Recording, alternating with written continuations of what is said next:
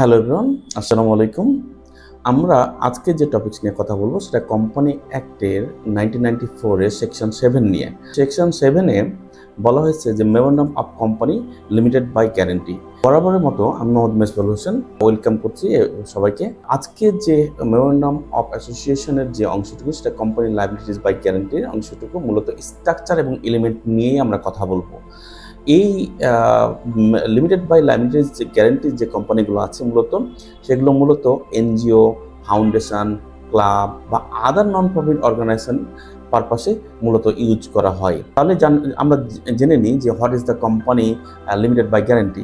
একটা company limited by guarantee type of company যেখানে মেম্বারদের লায়াবিলিটিস লিমিটেড থাকবে এবং তারা আসলে একটা এগ্রি করবে অ্যামাউন্টের জন্য, সেটার জন্য মোস্টলি ইউজ হবে নন প্রফিট পারপাসের জন্যই।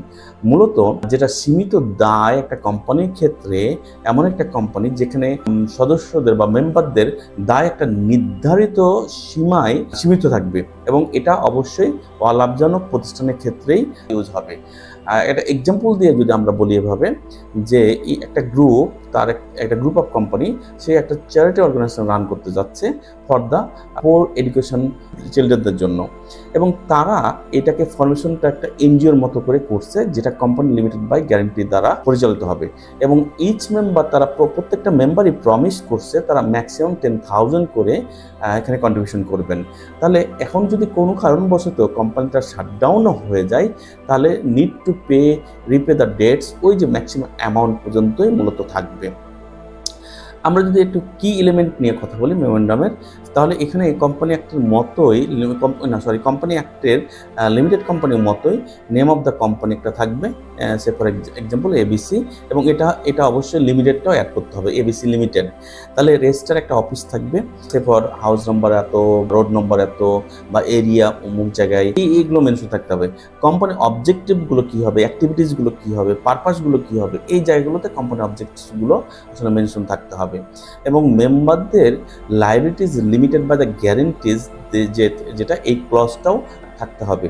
এবং ইচ মেম্বার ফাইন্যান্সিয়ালি কমিটেড বা প্রি এগ্রি, ফর এক্সাম্পল আমি বলেছিলাম 10,000 টাকা করে, তাহলে এই কথাটাও, এই অ্যামাউন্টটাও কথা মেনশন থাকা লাগবে। তাহলে আলটিমেটলি কী দাঁড়াচ্ছে, যে কোম্পানি শেষে একটা লিমিটেড অ্যাটাচ করতে হবে, অবশ্যই রেজিস্টার অফিসের অ্যাড্রেসটা রাখা লাগবে, এবং কোম্পানির উদ্দেশ্যটা কী সেটাও মেনশন করা লাগবে, এবং সদস্যরা দায় যে গ্যারেন্টি দ্বারা একটা সীমাবদ্ধ, এই সীমাবদ্ধতা থাকা লাগবে, এবং প্রত্যেক সদস্য আর্থিক যে প্রতিশ্রুতি সেটাও মেনশন করা লাগবে। Why this structure is matter, আসলে স্ট্রাকচার ম্যাটারটা করে যে প্রত্যেকটা মেম্বারের পার্সোনাল লায়াবিলিটি থেকে প্রোটেকশনের জন্য। মূলত অর্গানাইজেশন ইনকারও যদি এক্ষেত্রে লার্জ অ্যামাউন্ট ডেট তার ক্রিয়েট করে, সেক্ষেত্রে মেম্বাররা on liable for the their agree amount. Say for example আমি এগ্রি করছি 10,000 টাকা, তাহলে 10,000 টাকায় পর্যন্ত আমার এখানে লায়াবিলিটিস থাকবে, এর বেশি যাবে না। যদি এক্ষেত্রে অর্গানাইজেশন আরও বড় ডেটস করে, তাহলে বিষয়টা যে কেন ম্যাটার, এটা আমরা স্ট্রাকচারটা বুঝতে পারছি। তাহলে এক্সাম্পল দ্বারা আরও একটু ডিপ ডাউন করে আমরা এইভাবে, যে একটা কোম্পানি উইন্ডিং আপের সময় দেখলো তাদের 1 কোটি টাকার ডেটস, এখন there is a member of 100, and মেম্বাররা ইচ গ্যারেন্টি তারা 10,000 টাকা করে গ্যারেন্টি দেওয়ার ক্ষেত্রে আলটিমেটলি প্রতিশ্রুতি ছিল বা কন্ট্রিবিউশন করতো। তাহলে এই ক্ষেত্রে তারা 100 জন মেম্বার ইন্টু 10,000 টাকা ইকুয়াল 10 লাখ টাকা। তাহলে এই যে 10 লাখ টাকা পর্যন্তই তাদের কিন্তু দায়, মেম্বারদের, ইন্ডিভিজুয়াল মেম্বারদের দায়। বাট অর্গানাইজেশন যদি ডেট ইজ মেম্বার, বাকি যে রেস্ট অফটুকু 90 লাখ টাকা, তাহলে এই ক্ষেত্রে অবশ্যই পার্সোনালভাবে ইম্প্যাক্ট বা এফেক্ট পড়বে না। তারপরে আরেকটু ডিপ ডাউন করে, যদি সেক্ষেত্রে এনজিও যদি 5 জন মেম্বার হয়, গ্যারেন্টি থাকলো তাদের ইচ মেম্বার 20,000 টাকা করে লায়াবিলিটিস, আর মেম্বাররা উইল কন্ট্রিবিউট প্রপোর্শনেটভাবে, তারা কন্ট্রিবিউশন করছে। এখন সেই ক্ষেত্রে দেখা গেল এনজিওর যে হলো লায়াবিলিটিস 60,000 টাকা।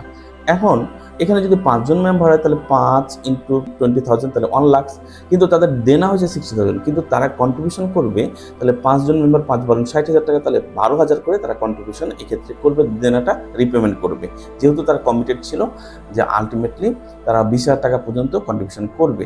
কম বা বেশি is depend on of the situation. তারপরে এই ক্ষেত্রে শেয়ার ক্যাপিটাল যদি ইনক্লুড থাকে এই কোম্পানির সাথে, তাহলে কি ঘটনা ঘটবে, সামটাইম দেখা যায়, এটা কিছু ক্ষেত্রে দেখা যায় যে guarantee also has a share Capitals and the memorandum must be included. Total share capital for example 5 lakh টাকা, তাহলে 100 টাকা করে শেয়ার হলে টোটাল হলো 5000 শেয়ার। তাহলে 5000 শেয়ারের মধ্যে অবশ্যই মিনিমাম একটা শেয়ার তাদের টেকেন করতে হবে লিমিটেড কোম্পানির মতো। বাট এই যে কন্ট্রিবিউশনটা মানে প্রফিটটা নিতে পারবে না।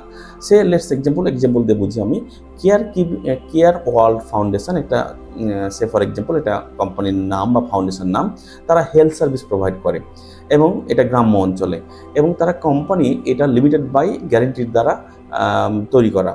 তাহলে সেই ক্ষেত্রে 10 জন ফাউন্ডিং মেম্বারও যদি হয় তাহলে তারা গ্যারেন্টি দিচ্ছে 25,000 টাকা করে তারা আলটিমেটলি কন্ট্রিবিউশন করবে। তাহলে 25,000 টাকা করে যদি কন্ট্রিবিউশন করে তাহলে 2,50,000 টাকা টোটাল কন্ট্রিবিউশন করবে, কিন্তু তারা এখানে প্রফিটটাকে ক্লেম করতে পারবে না বা নিতে পারবে না, এবং তারা they have a contribute to the foundation is dissolve with the unpaid bill. তাহলে এই ক্ষেত্রে যদি কোম্পানি কখনোই এই মানে বন্ধ হয়ে যায় বা ডিজলভ করে দেয়, তাহলে সেক্ষেত্রে আনপেড যে বিলগুলো আছে সেই বিল ওই টাকা থেকে পেমেন্ট করতে হবে।